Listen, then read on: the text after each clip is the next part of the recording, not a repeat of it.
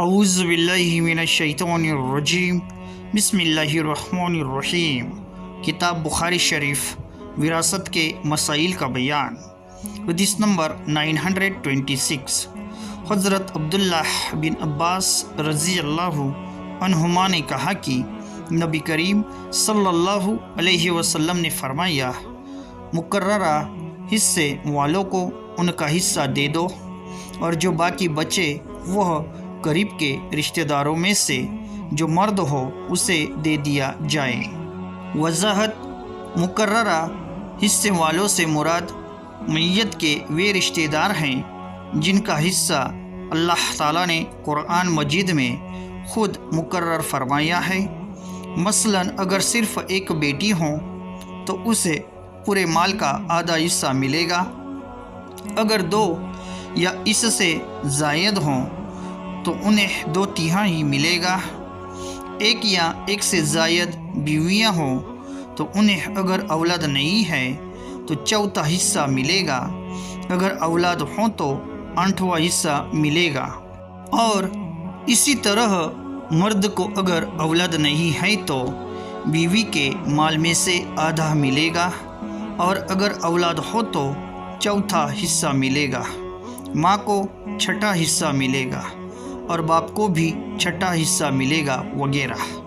اور زیادہ تفسیر کے لیے پڑھیے تفسیر سورۃ نساء 4 آیت 11-12 اور سورۃ نساء 4 آیت 177۔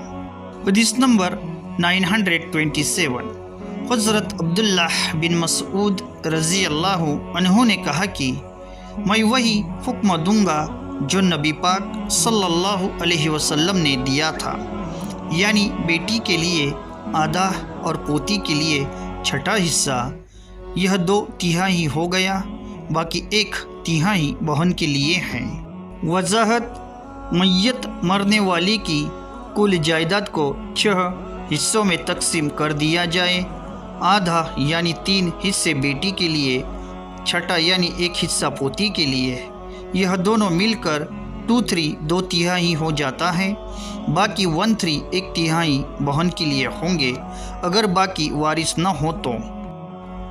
حدیث نمبر 928۔ حضرت سعد بن ابی وقاص رضی اللہ عنہ نے جناب مصطفیٰ صلی اللہ علیہ وسلم سے سنا، جو شخص اپنے حقیقی سگے باپ کے علاوہ کسی اور کو اپنا باپ بنائے، ظاہر کرے، اور وہ جانتا بھی ہے کہ وہ اس کا باپ نہیں ہے، تو اس پر جنت حرام ہے۔